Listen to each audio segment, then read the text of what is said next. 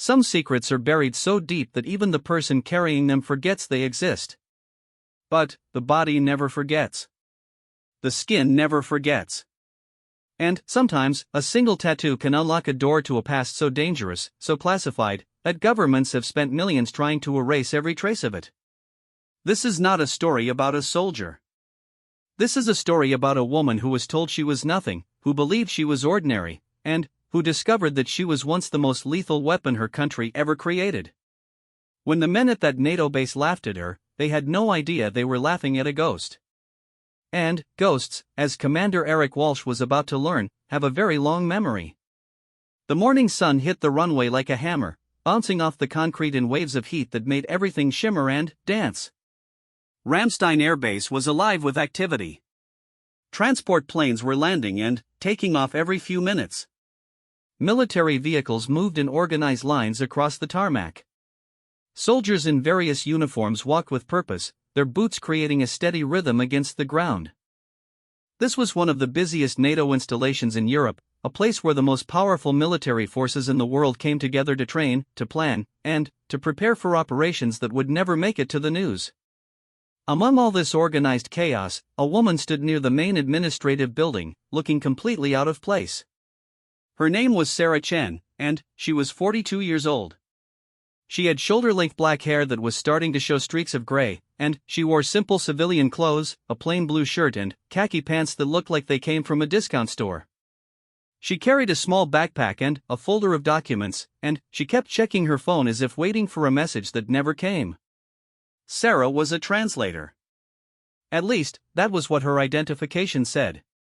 She had been hired through a civilian contractor to provide Mandarin Chinese translation services for a series of joint exercises between NATO forces and several Asian partner nations.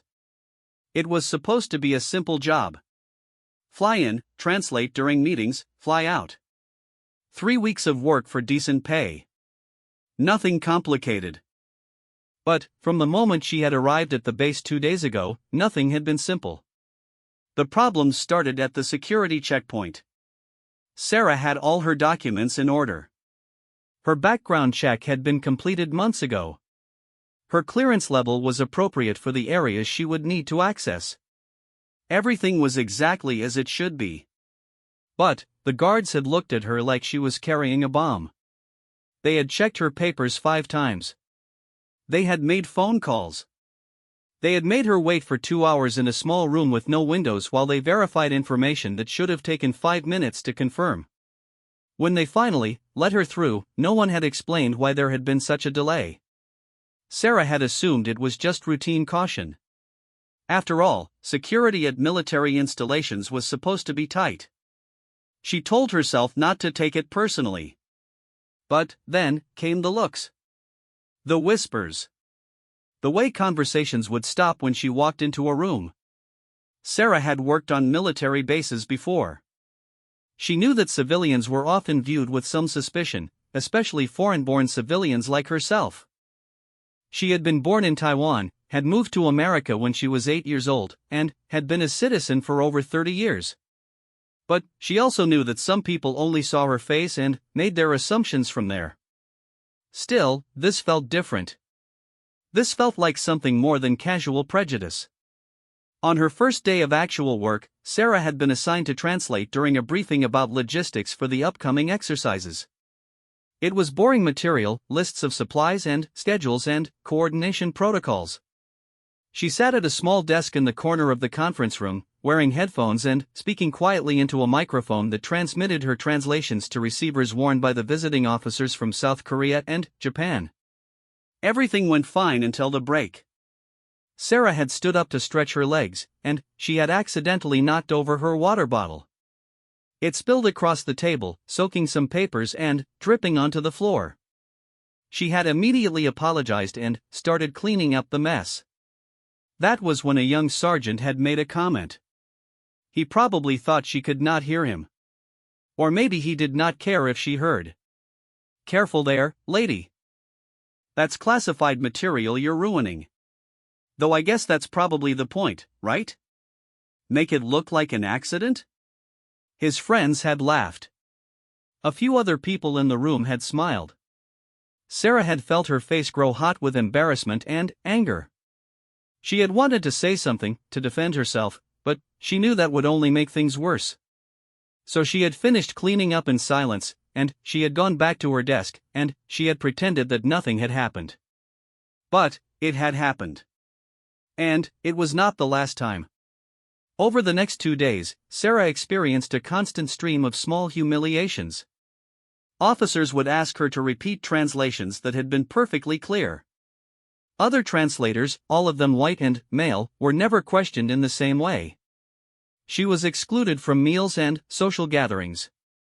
When she tried to enter the cafeteria, she was asked to show her identification 3 separate times by the same guard, who claimed he did not remember her from the previous occasions. Most painful of all were the jokes. They called her the spy behind her back, but loud enough for her to hear. They made comments about her reporting back to Beijing even though she was from Taiwan and had no connection to mainland China whatsoever. They laughed at her accent, which was barely noticeable after 34 years of living in America. They laughed at her clothes, her age, her appearance. They laughed at everything about her. Sarah told herself it did not matter. She was there to do a job. She would do the job, collect her payment, and go home. She did not need these people to like her. She did not need their respect. She just needed to get through 3 weeks without causing any problems. But, on the morning of her 3rd day at Ramstein, something happened that would change everything. Sarah had woken up early that morning, as she always did. She had taken a shower in the small room she had been assigned in the civilian quarters, a concrete box with a narrow bed and a metal desk and nothing on the walls. The water pressure was poor and the temperature was unpredictable, but Sarah was used to making do with less. She had grown up poor. She had worked her way through college. She had built a life for herself through sheer determination and hard work. As she dried herself off, she caught a glimpse of her reflection in the small mirror above the sink. She looked tired. The stress of the past few days was showing on her face. There were dark circles under her eyes, and new lines around her mouth that had not been there a week ago. Her eyes drifted down to her shoulder, to the tattoo that had been there for as long as she could remember. The tattoo was strange. Sarah had always thought so. It was a bird, black and angular, with wings spread wide as if in flight. But it was not like any bird she had ever seen in nature.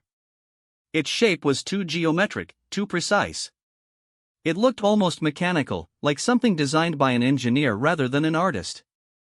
The lines were crisp and clean, even after all these years, and the ink had not faded the way normal tattoos did. Sarah did not remember getting the tattoo. That was the strangest part of all. She had memories of being a child in Taiwan, memories of the long flight to America, memories of growing up in Los Angeles with her grandmother.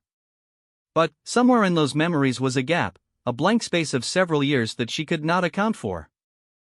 She had asked her grandmother about the tattoo once, when she was 12 years old. Her grandmother had gone pale and had changed the subject immediately.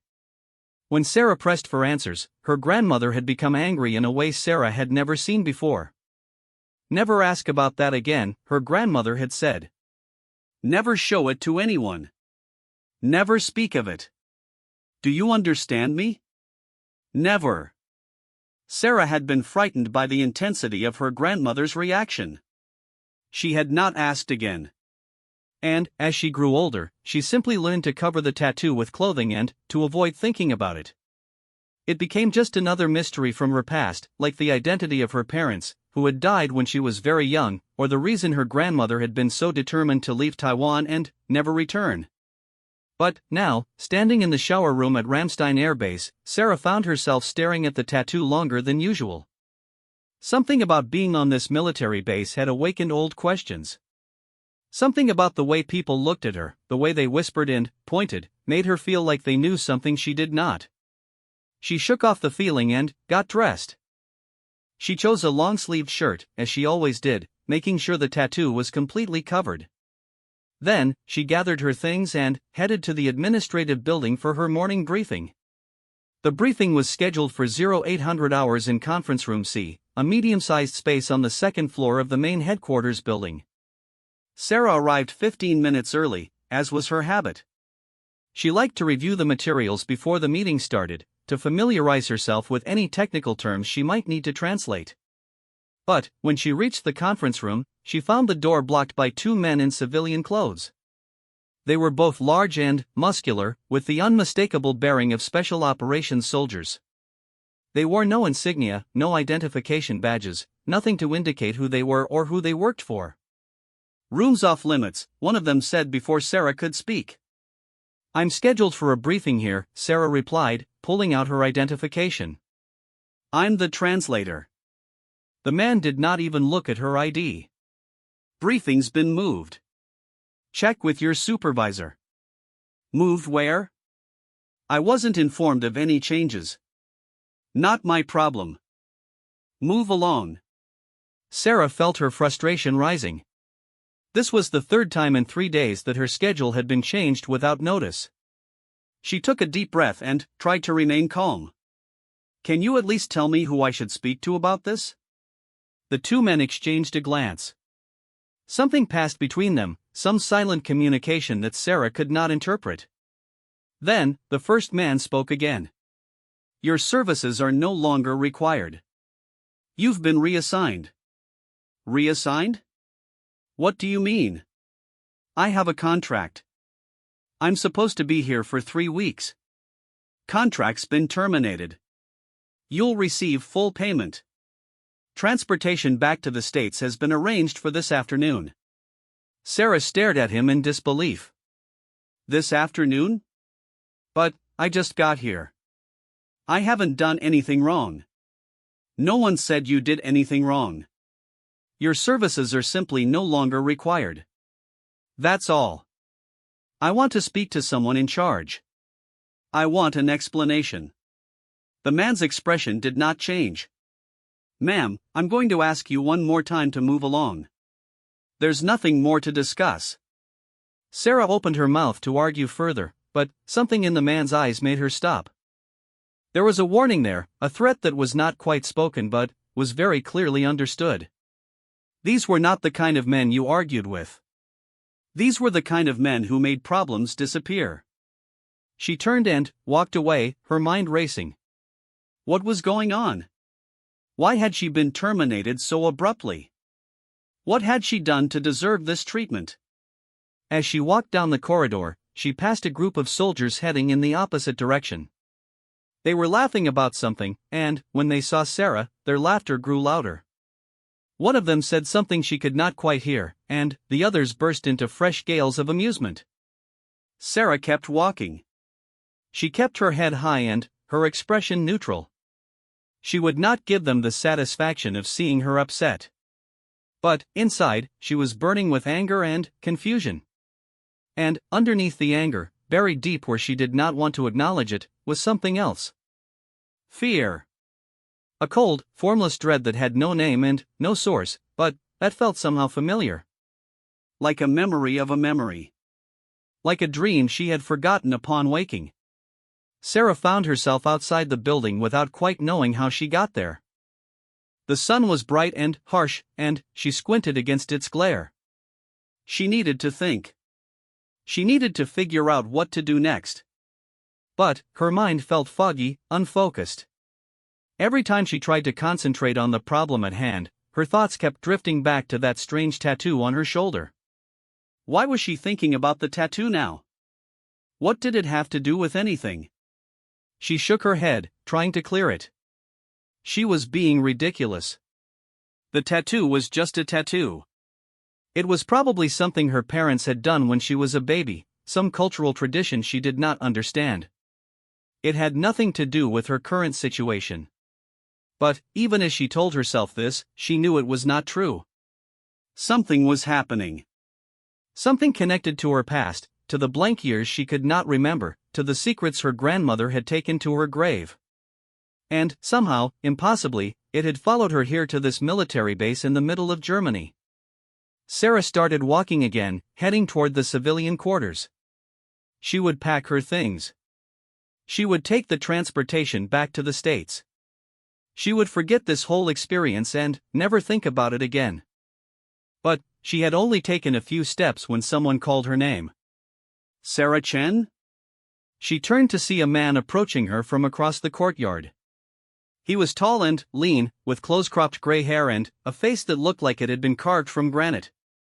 He walked with the easy confidence of someone who was used to being in command, and, despite his civilian clothes, everything about him screamed military. "Who's asking?" Sarah said, her guard immediately going up.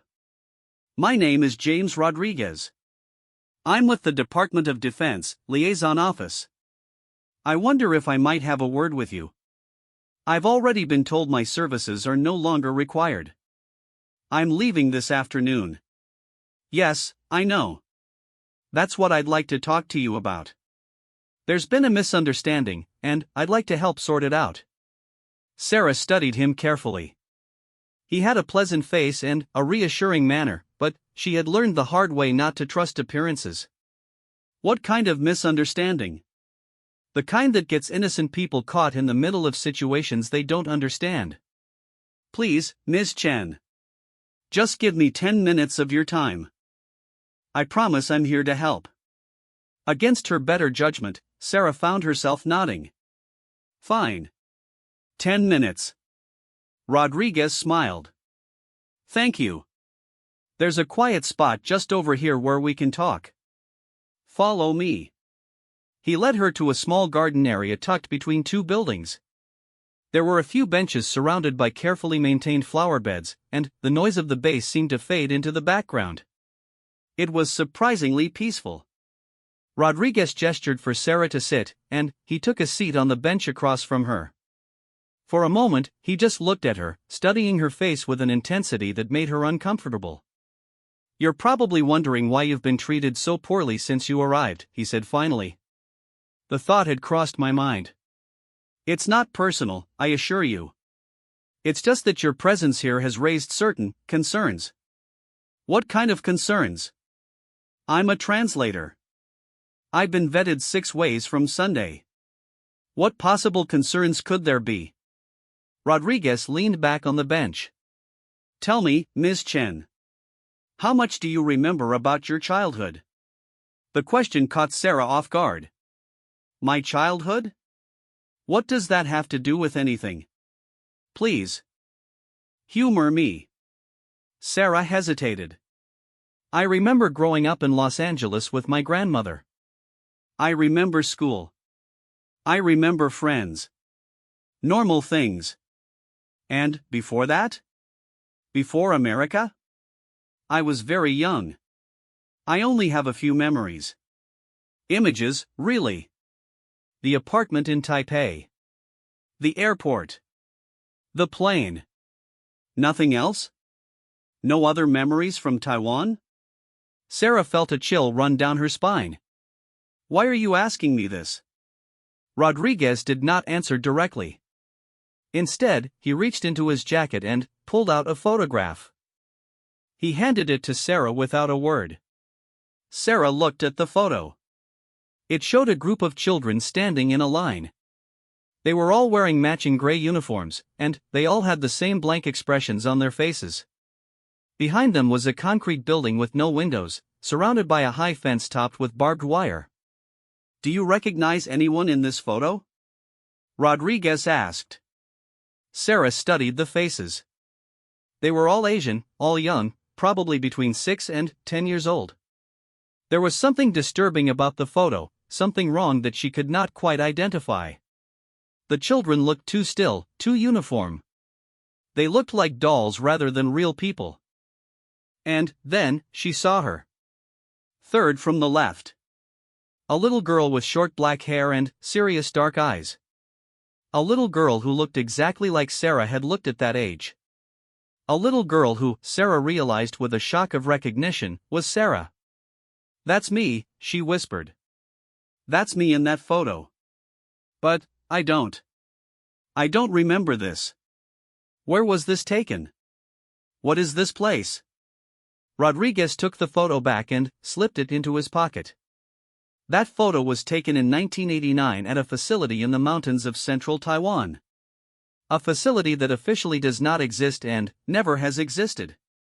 a facility where the Taiwanese government, with assistance from certain American intelligence agencies, conducted one of the most ambitious and most classified projects of the Cold War era.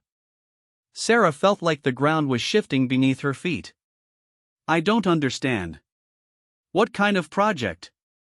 It was called Project Ghost Hawk. And you, Ms. Chen, were one of its subjects. The words hung in the air between them.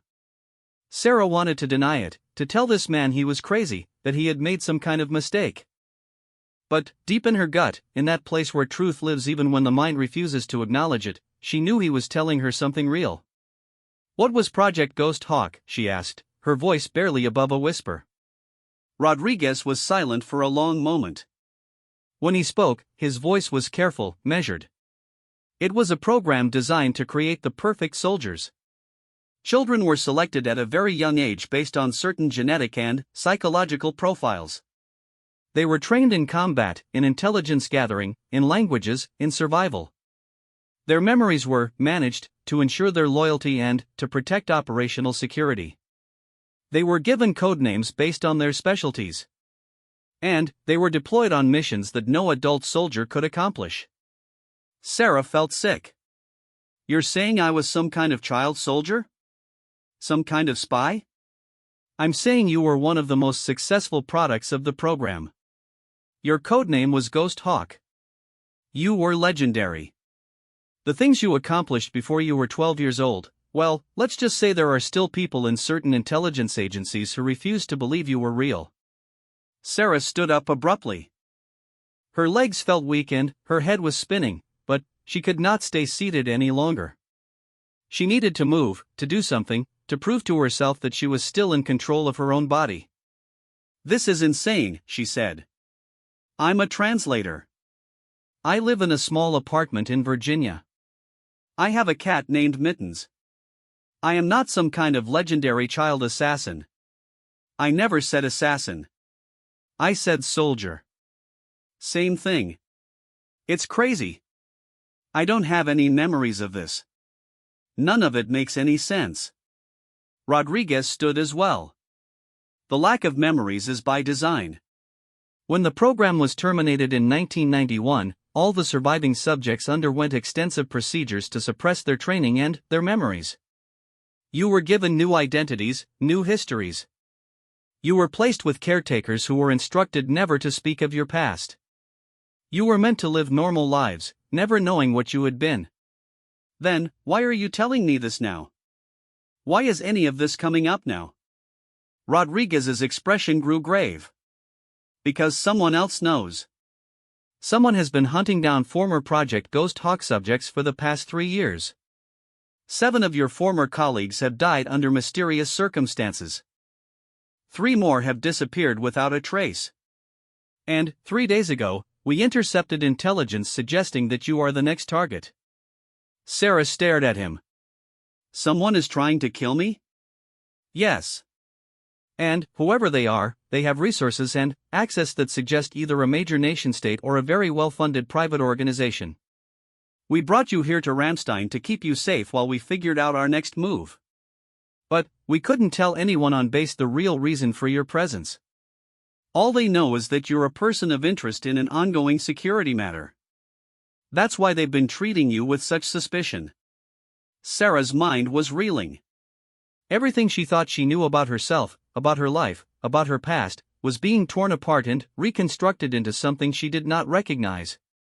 She felt like she was standing on the edge of a cliff, looking down into an abyss of uncertainty. I need proof, she said. I need more than just a photograph and a story. I need something concrete. Rodriguez nodded. I thought you might say that. That's why I arranged for you to meet someone who can provide that proof. Someone who knew you during the program. Someone who remembers what you're not allowed to remember. Who? His name is Commander Eric Walsh. He's a SEAL officer currently stationed at Ramstein for the joint exercises. 30 years ago, he was a young lieutenant assigned as a liaison to Project Ghost Hawk. He worked directly with you on several operations. He's one of the only people still alive who knows what you're truly capable of. Sarah felt her heart pounding in her chest. Part of her wanted to run away, to refuse to hear any more, to cling to the comfortable lie of her ordinary life.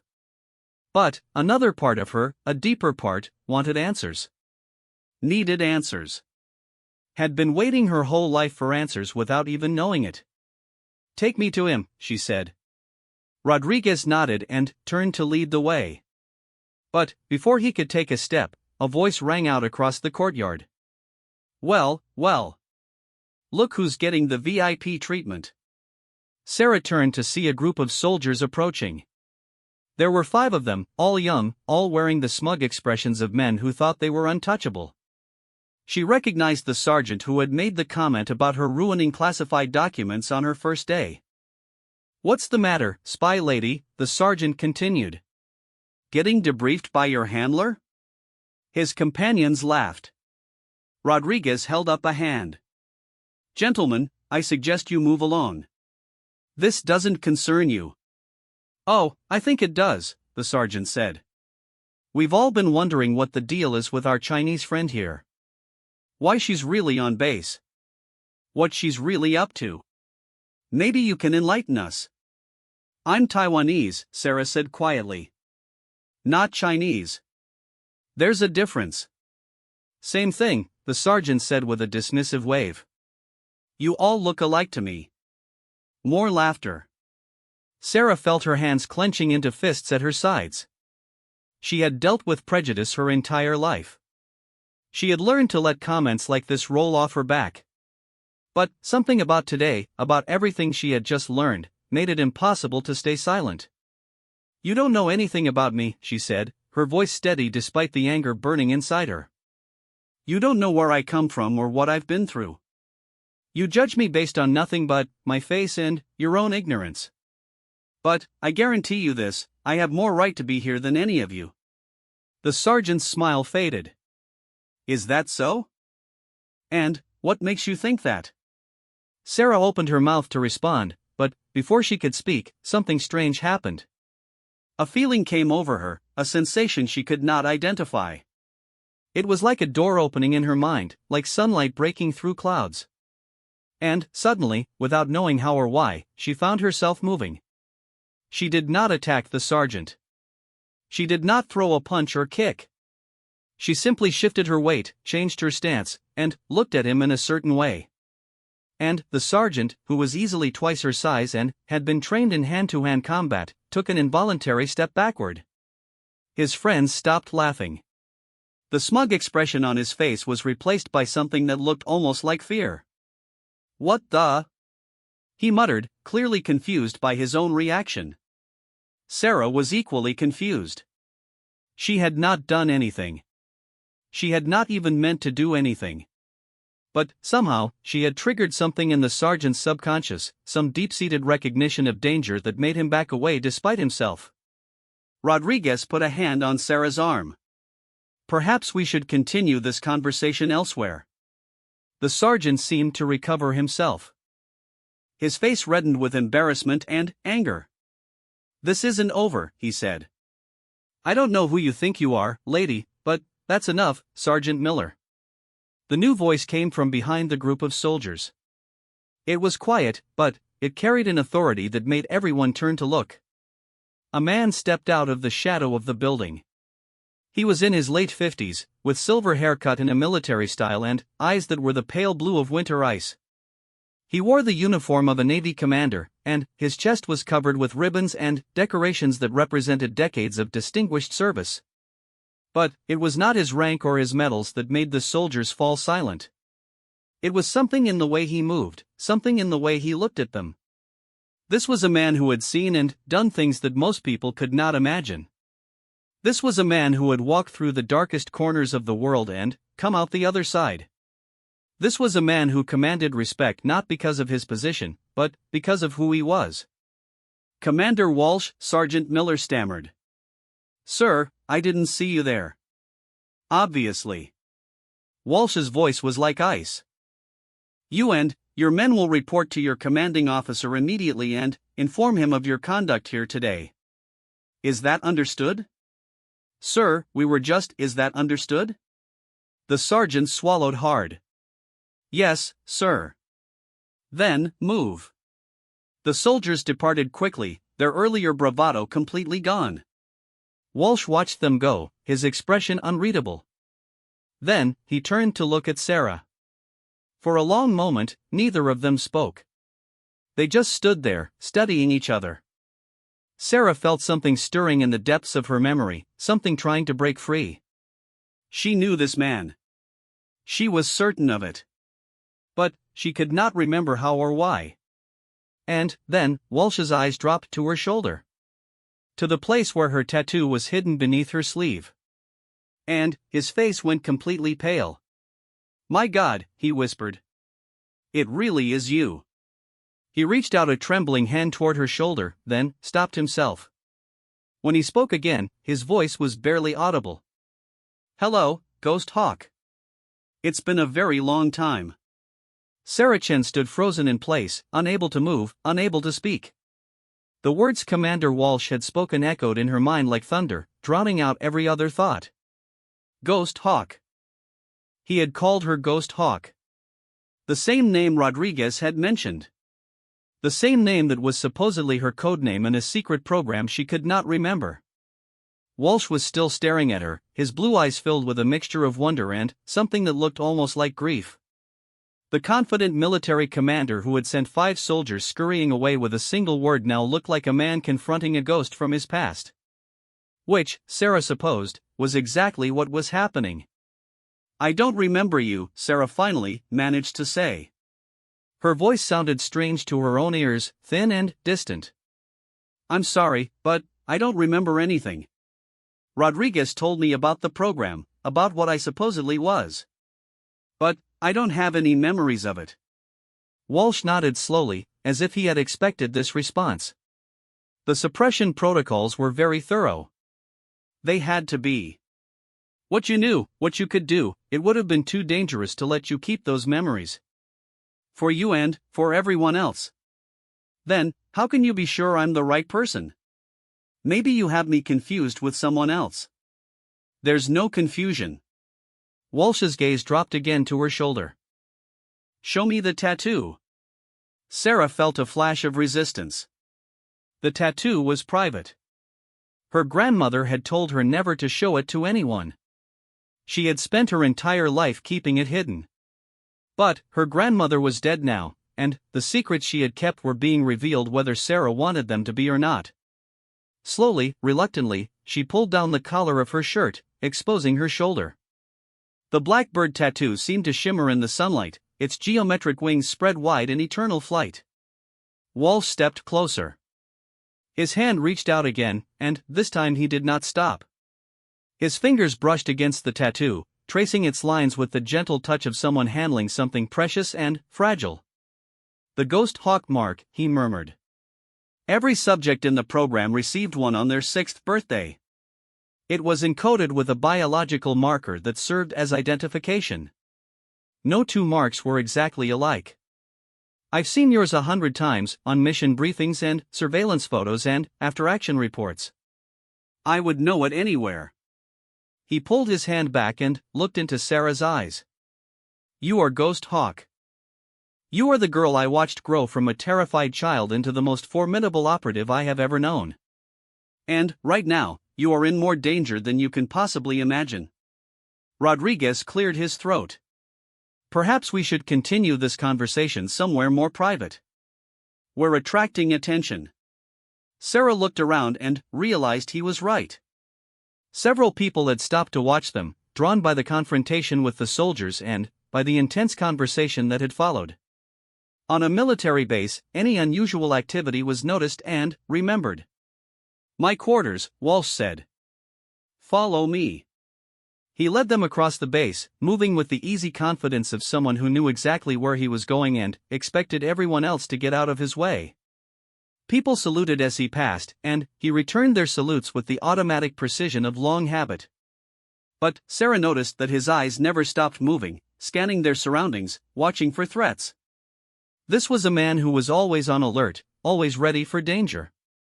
Sarah wondered if she had once been the same way. Walsh's quarters were in a building reserved for senior officers, a small but comfortable suite that included a bedroom, a bathroom, and a sitting room with a desk and several chairs. The walls were bare except for a few photos, mostly of military operations and formal ceremonies. There were no personal touches, no family pictures, nothing to suggest that Walsh had any life outside the Navy. He closed the door and locked it, then turned to face Sarah and Rodriguez. "We don't have much time. The people who are hunting Ghost Hawk operatives have resources and reach that extend even into NATO installations. We may already be compromised." "Who are these people?" Sarah demanded. Rodriguez said someone has been killing former subjects of the program. "Why? And why now, after all these years?" Walsh exchanged a glance with Rodriguez, some silent communication passing between them. Then, Walsh walked to his desk and opened a drawer, pulling out a thick folder filled with documents and photographs. "What I'm about to tell you is classified at the highest levels. Officially, none of this exists. Project Ghost Hawk was erased from every database and every record. The people involved were either sworn to silence or eliminated. The subjects were scattered across the world with new identities and no memories of what they had been." He spread some of the documents on the desk. Sarah saw pages of dense text, charts and diagrams, photos of children in gray uniforms. She saw maps marked with locations in Taiwan, China, North Korea, Russia. She saw lists of names, most of them crossed out in red. For 30 years, the secret held. The former subjects lived normal lives. They became teachers and accountants and doctors and translators. They married, had children, grew old. They never knew what they had been, and no one ever told them. Walsh paused, his jaw tightening with anger or grief or both. But 6 years ago, something changed. A Chinese intelligence operative named Chen Wei stumbled across fragments of information about Project Ghost Hawk while investigating a related matter. He became obsessed with learning the truth. He spent years piecing together clues, following leads, hunting down anyone who might know something about the program. Chen Wei, Rodriguez said. He's currently the deputy director of the Ministry of State Security. One of the most powerful intelligence officials in China. Walsh nodded. And 3 years ago, he finally found what he was looking for. He obtained a partial list of Ghost Hawk subjects, along with their current identities and locations. And then, he began eliminating them, one by one. Sarah stared at the crossed-out names on the list. Why? What does he want? We're not entirely sure. But, our best analysts believe he's looking for something specific. Some piece of information or skill that one of the Ghost Hawk operatives possesses. He's working his way through the list, interrogating each subject before killing them, trying to find what he's looking for. What could be so valuable that it's worth killing all these people? Walsh hesitated. This was clearly difficult for him to discuss. When he finally spoke, his voice was low and serious. Project Ghost Hawk wasn't just about training children to be soldiers. It was about something much more ambitious. The program's scientists believed they could unlock certain latent abilities in the human mind. Abilities that most people never develop because their brains are trained from birth to suppress them. The children in the program were subjected to experimental procedures designed to enhance their cognitive functions. Memory, pattern recognition, situational awareness, and other things that are harder to explain. What kind of other things? Walsh looked at Rodriguez again. Rodriguez gave a slight nod. Some of the subjects developed abilities that we still don't fully understand, Walsh said. Abilities that bordered on what you might call paranormal. They could read body language so accurately that it seemed like they were reading minds. They could predict the movements of opponents before those movements happened. They could process information so quickly that time seemed to slow down around them. And, a few of them, the most advanced subjects, developed something even more remarkable. He paused, choosing his words carefully. They could make people forget. Sarah felt a chill run through her body. Forget what? Anything. Everything. The most advanced Ghost Hawk operatives could reach into someone's mind and erase memories. They could make guards forget they had seen an intruder. They could make witnesses forget a crime had occurred. They could walk through the most secure facilities in the world and leave no trace, because no one remembered they had ever been there. The implications of what Walsh was saying began to sink in. Sarah thought about her own lost memories, the blank years she could not account for. She thought about her grandmother's fear and anger whenever the tattoo was mentioned. She thought about the strange sensation she had experienced in the courtyard, the way she had made the sergeant back away without even knowing how. "You're saying I could do that," she said. "You're saying I could erase people's memories." Walsh looked at her with an expression that was hard to read. "You were the best. You were the most advanced subject the program ever produced. Your abilities were so far beyond the others that the scientists couldn't even measure them. That's why they gave you the codename Ghost Hawk. Because you could slip through any defense, complete any mission, and disappear without a trace. You were like a ghost." Sarah shook her head. "This is insane. I can barely remember what I had for breakfast yesterday. I'm not some kind of mind-erasing super soldier. The abilities are suppressed, not gone. They're still inside you, locked away by the same protocols that took your memories. But they can be unlocked. With the right trigger, everything you were could come flooding back." "And Chen Wei knows this," Rodriguez added. "He knows that if he can find the right former Ghost Hawk operative and unlock their abilities, he would have access to one of the most powerful intelligence assets in the world. He could use them to infiltrate any organization, steal any secret, eliminate any target.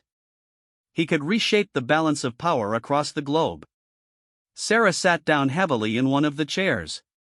Her legs felt weak and her head was spinning.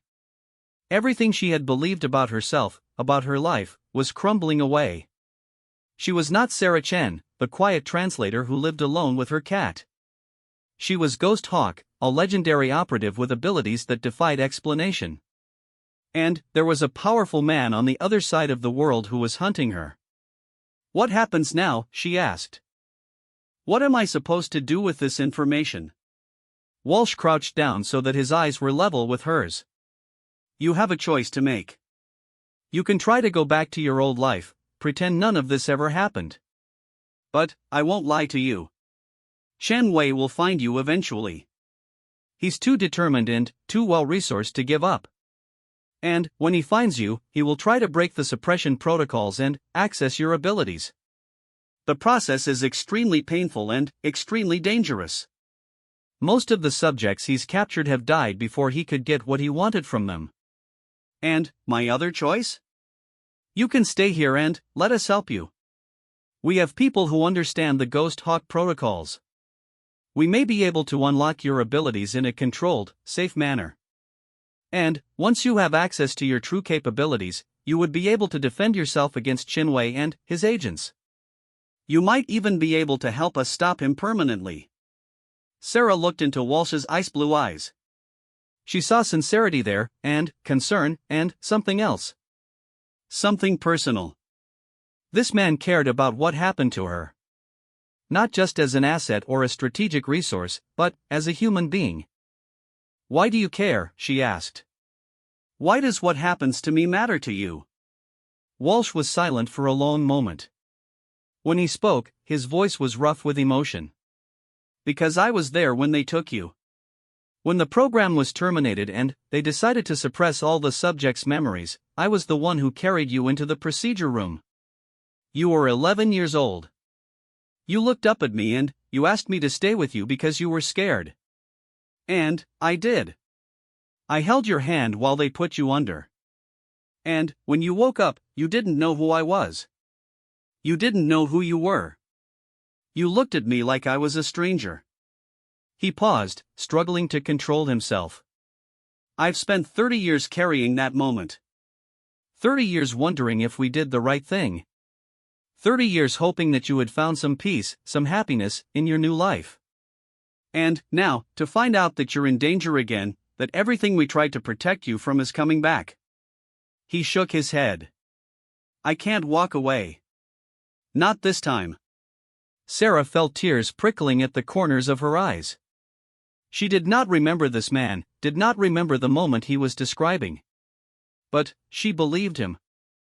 She could see the truth of his words in every line of his face. "Okay," she said quietly. "Okay. I'll stay. I'll let you help me." Walsh nodded and stood up. "Thank you. I know this isn't easy. None of it is easy. But, I promise you, we'll figure this out together." Rodriguez stepped forward. "We should start by bringing her up to speed on everything we know about Chen Wei's operation. If she's going to be part of this, she needs to understand what we're facing." For the next several hours, Sarah listened as Walsh and Rodriguez laid out the full scope of the threat.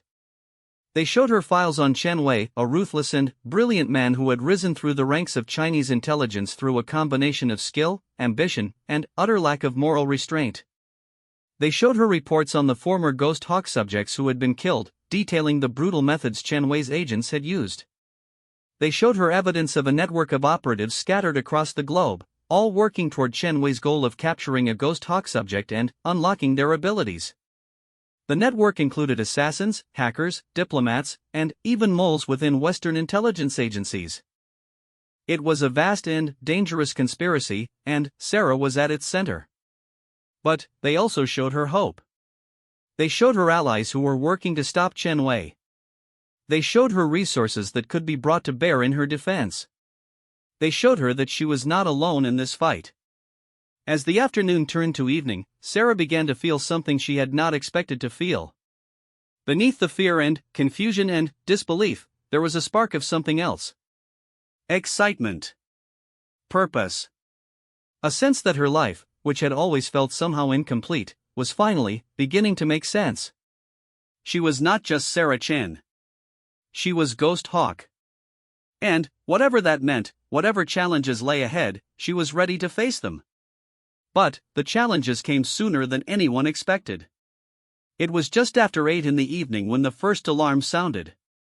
Sarah was in Walsh's quarters, reviewing documents with him and Rodriguez, when the base emergency klaxon began to wail.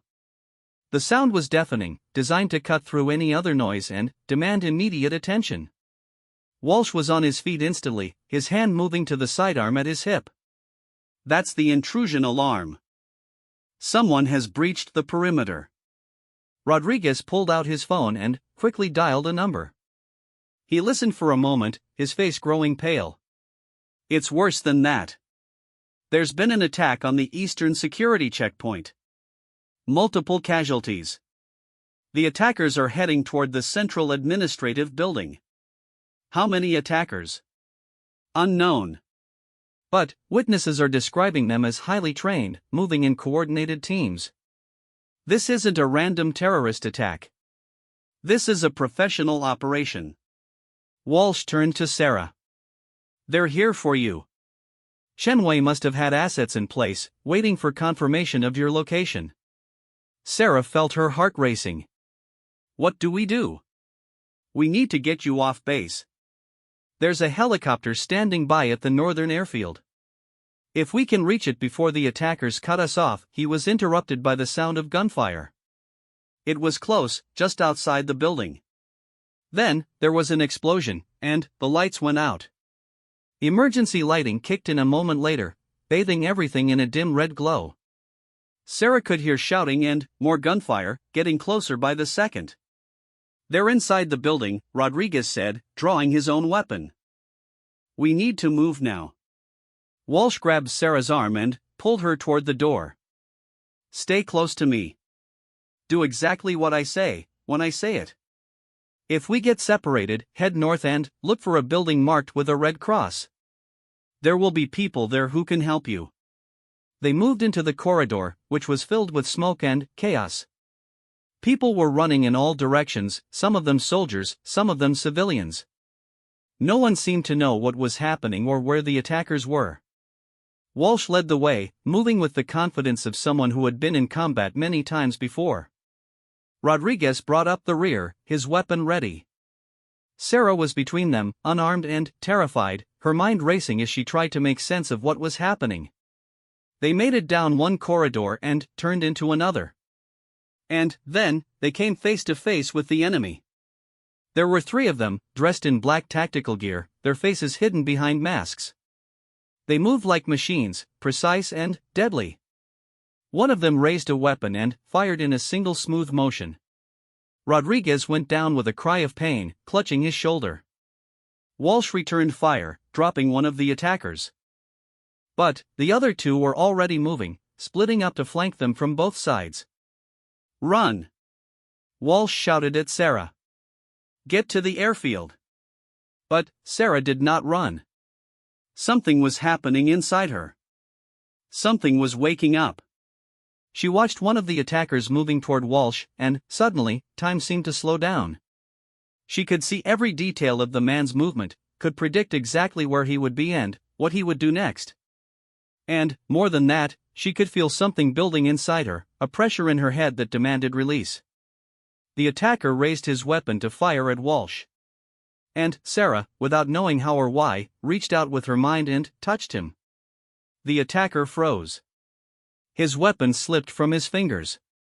His body went rigid, and his eyes, visible through the holes in his mask, went wide with confusion and fear. And then, he simply forgot. He forgot who he was. He forgot what he was doing. He forgot how to stand, how to breathe, how to exist.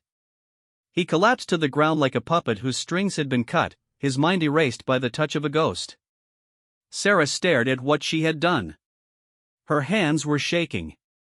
Her head was pounding. But there was no time to process what had happened. The 3rd attacker was still moving, circling around behind them.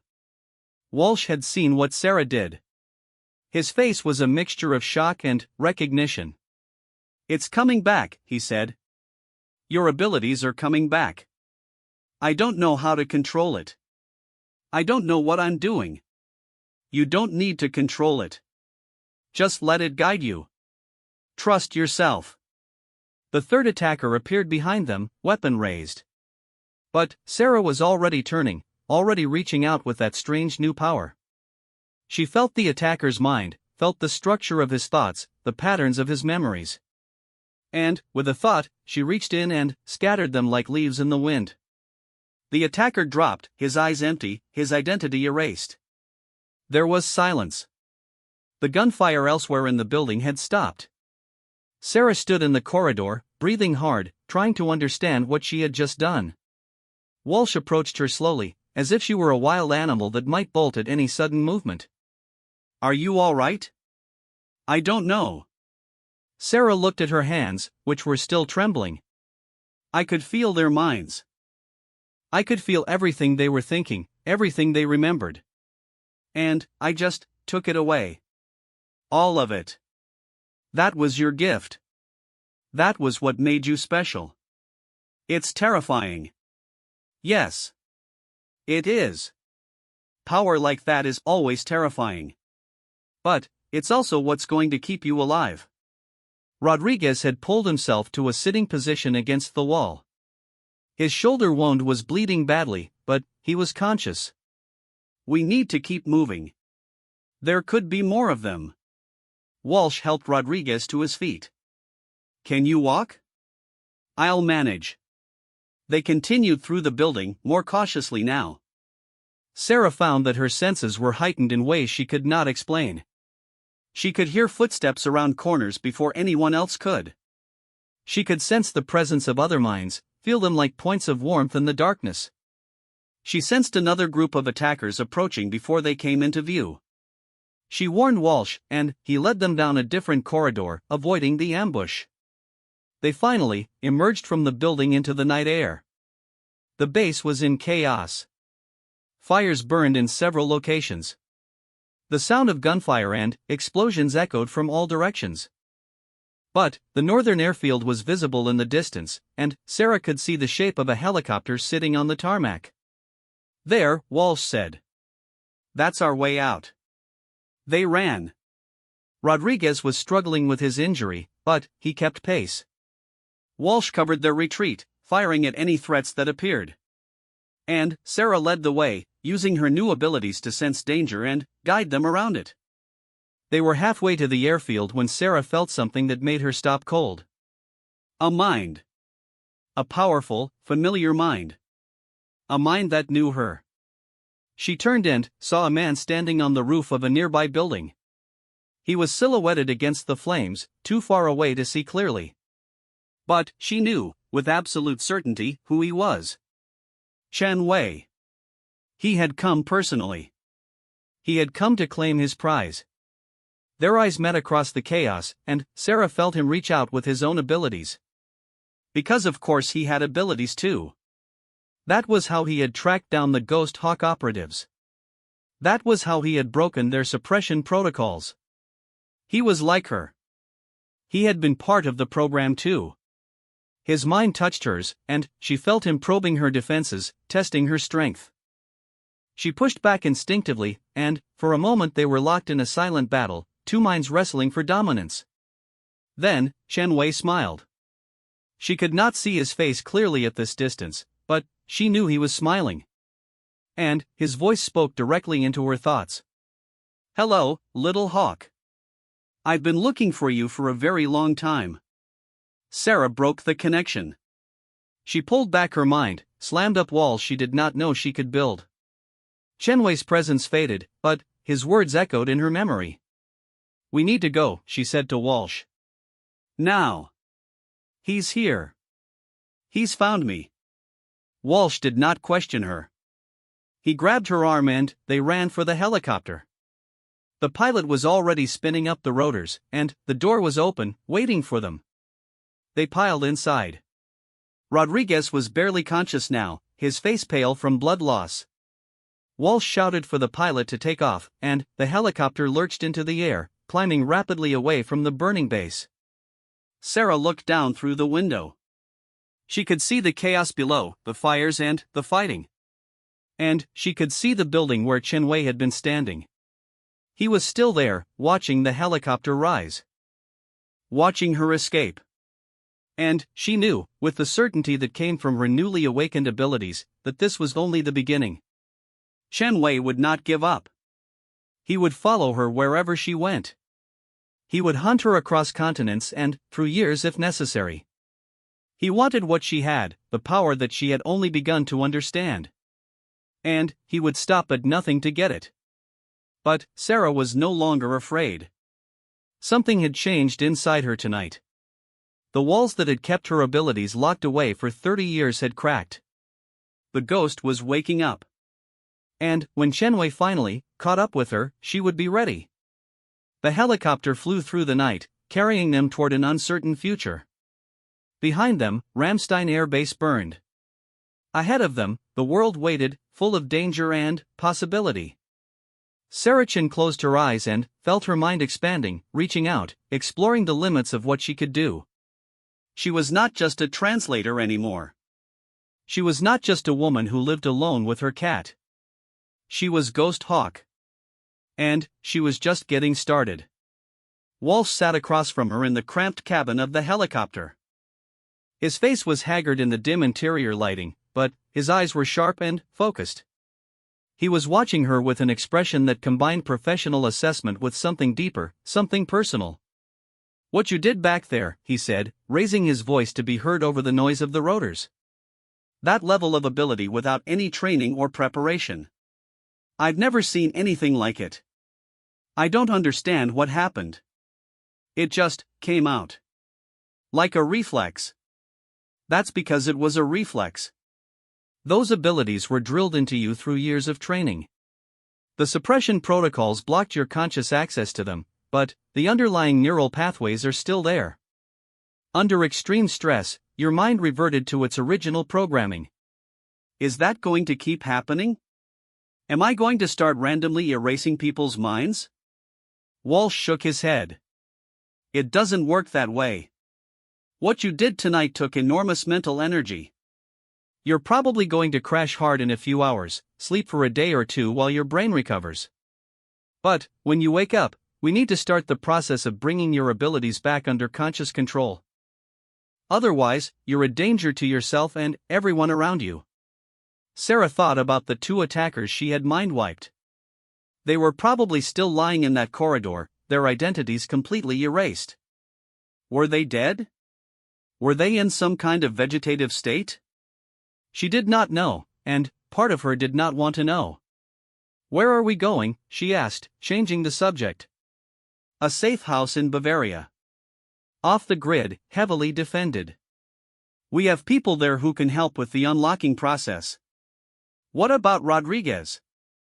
They both looked at the injured man, who was now unconscious, his breathing shallow and irregular. Walsh's expression was grim. "The facility has medical capabilities. If we get there in time, he should be okay." "If?" "He's lost a lot of blood. The next few hours are critical." Sarah felt a stab of guilt. Rodriguez had been injured trying to protect her. If he died, his blood would be on her hands. As if reading her thoughts, Walsh said, "Don't." Rodriguez knew the risks when he signed up for this mission. He's a professional. He would tell you the same thing if he were awake.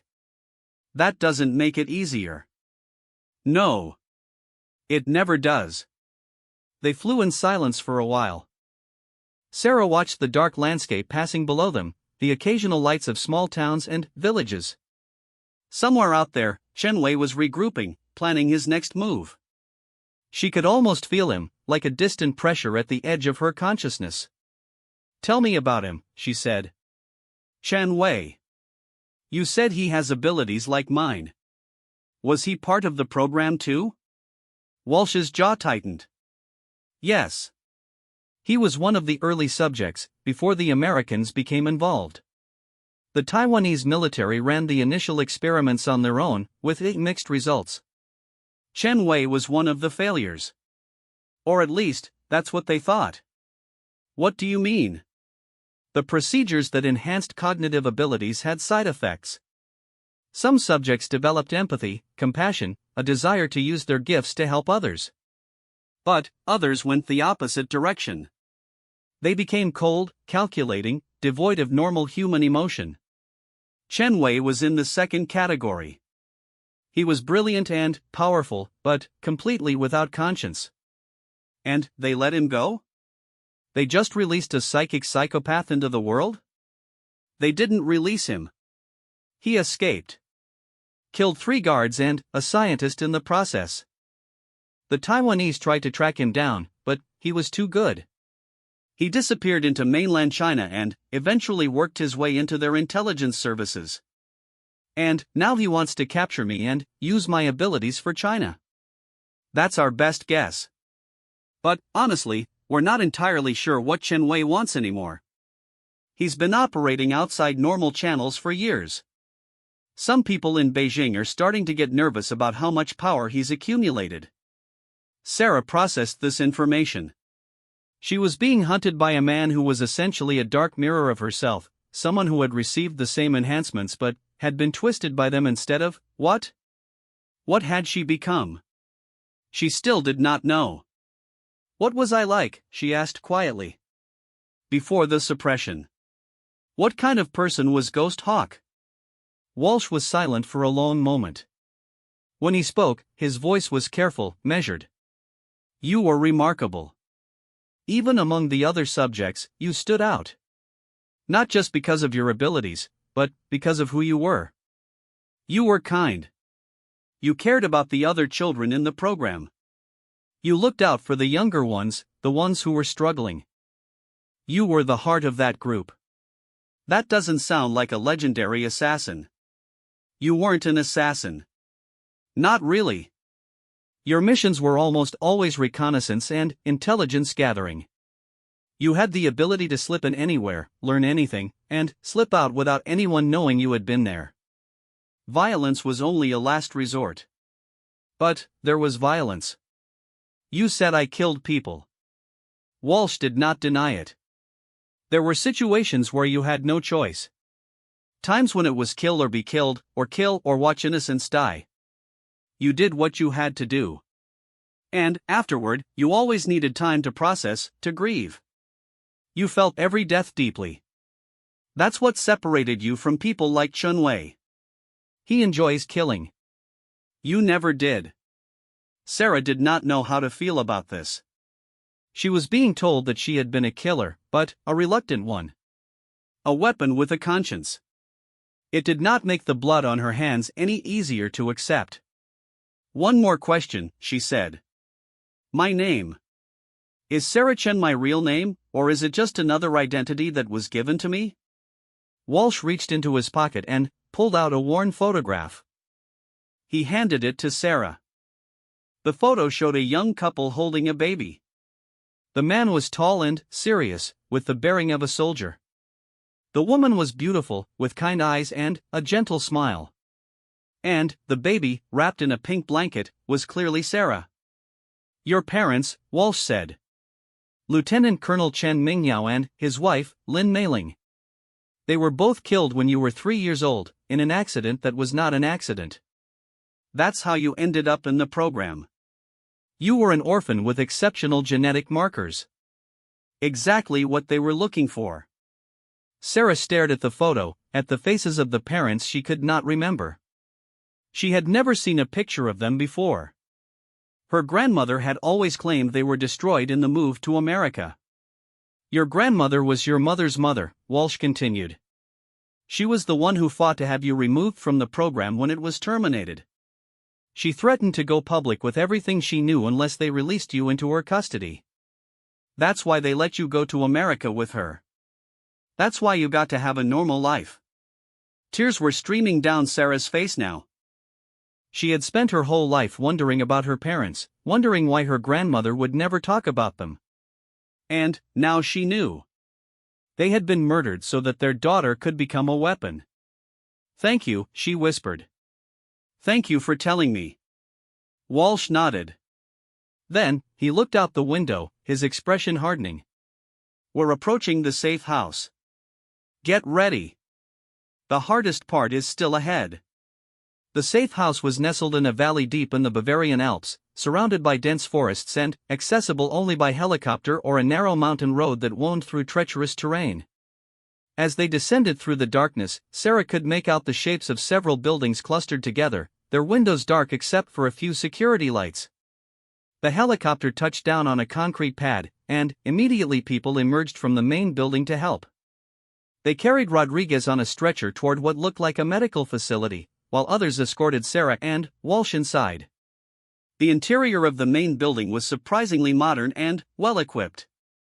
Sarah was taken to a comfortable room with a bed, a bathroom, and a window overlooking the mountains. Walsh told her to rest, that they would begin the unlocking process in the morning. But Sarah could not sleep. She lay in bed, staring at the ceiling, her mind racing with everything she had learned. She thought about her parents, killed so that she could become a weapon. She thought about her grandmother, who had fought to give her a normal life. She thought about Chen Wei, the dark mirror hunting her across the world. And she thought about herself. About who she had been and who she was becoming. Eventually, exhaustion took over, and she drifted into a troubled sleep filled with fragmented dreams. She saw herself as a child, moving through shadows, touching minds, erasing memories. She saw faces she did not recognize, people she had known in another life. She saw a room with bright lights and machines and hands reaching for her. And she saw Chen Wei, standing in darkness, waiting. She woke to sunlight streaming through the window and a knock at the door. "Come in," she called, sitting up. The door opened to reveal a woman in her 60s with silver hair and sharp, intelligent eyes. She wore simple clothes, a sweater and slacks, but she carried herself with the authority of someone accustomed to being in charge. "Good morning, Ms. Chen. I'm Dr. Elena Vasquez. I'll be overseeing your unlocking process." Sarah studied the woman. "You were part of the program. Part of Ghost Hawk." Dr. Vasquez smiled slightly. "Very good. Your instincts are already sharpening." "Yes, I was the lead neuroscientist for the final phase of the project. I developed the suppression protocols, and I'm one of the few people who knows how to reverse them." "How's Rodriguez?" "He's in stable condition. The surgery went well. He'll need several weeks to recover, but he should be fine." Sarah felt a wave of relief. At least one good thing had come out of this nightmare. Are you ready to begin? Dr. Vasquez asked. I don't know. I don't even know what the process involves. Dr. Vasquez sat down in a chair by the window. Let me explain what we're going to do. The suppression protocols work by creating artificial barriers in your neural pathways. They block access to certain memories and abilities while allowing you to function normally in everyday life. Think of it like putting up walls in a house. The rooms are still there, but you can't reach them because the doors are sealed. And you're going to unseal the doors. Essentially, yes. But it's not as simple as just taking down the walls. Your brain has adapted to the suppressed state. It's been functioning that way for 30 years. If we simply removed all the barriers at once, the flood of memories and abilities would overwhelm your system. You could suffer permanent damage. So what's the alternative? We take it slowly. We open one door at a time, give your brain a chance to integrate the new information, then move on to the next. The whole process will take several days, maybe longer. And, I have to warn you, it won't be pleasant. Recovering suppressed memories often means reliving them, including the traumatic ones. Sarah thought about this. What choice do I have? Chen Wei is out there hunting me. If I can't access my abilities, I'm helpless against him. That's true. But, I want you to understand what you're agreeing to. This isn't just about regaining skills. This is about becoming a different person. The Sarah Chen who walks out of this facility will not be the same woman who walked in. She will have the memories, abilities, and instincts of Ghost Hawk layered on top of her current identity. Integrating all of that can be challenging. Challenging how? Dr. Vasquez's expression grew serious. Some subjects who underwent partial unlocking in the past had difficulty distinguishing between their old and new selves. They experienced identity confusion, mood swings, even dissociative episodes. A few never fully recovered. Sarah absorbed this information. It was terrifying to think that she might lose herself in the process of discovering who she had been.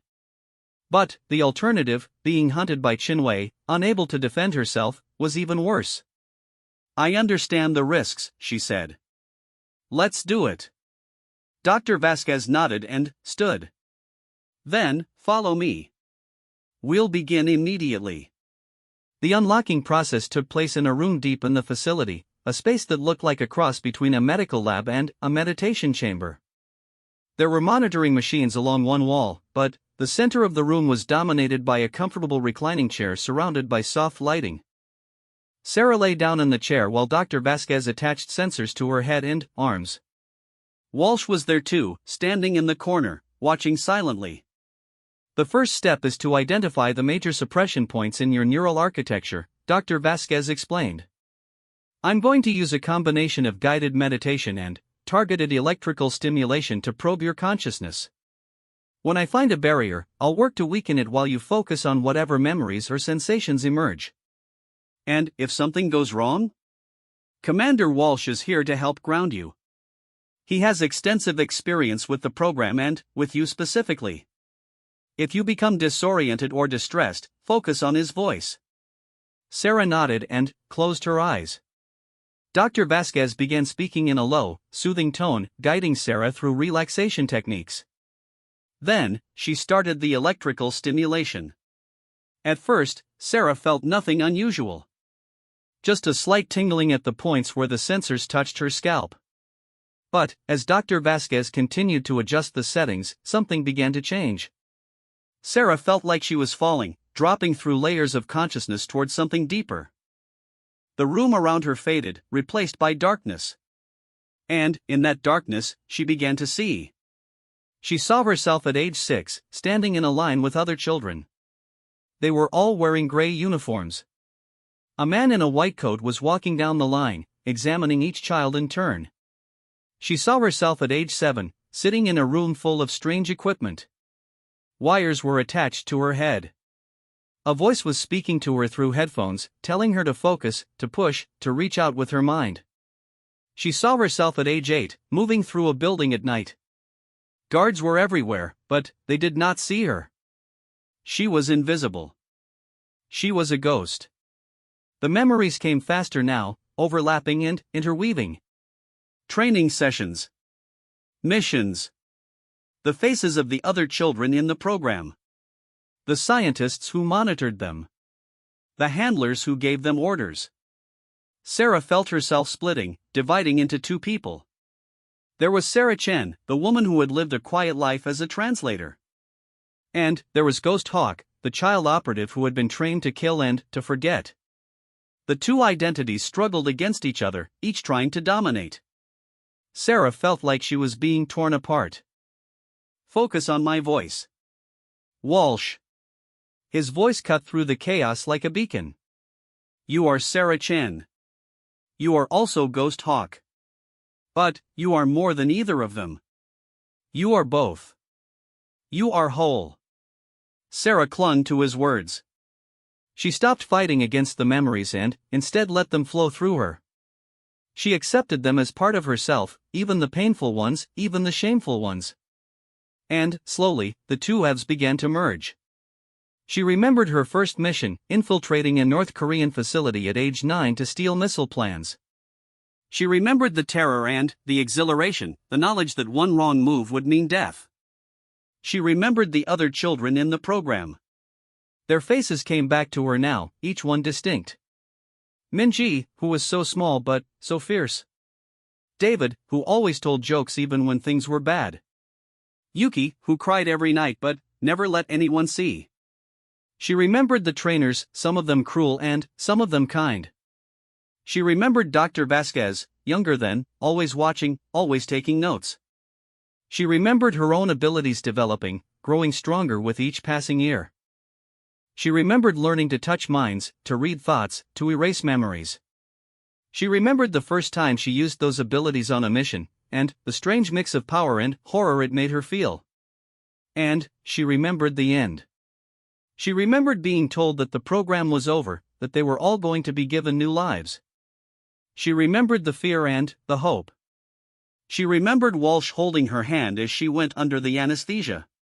She remembered his face being the last thing she saw before everything went dark. When Sarah opened her eyes, hours had passed.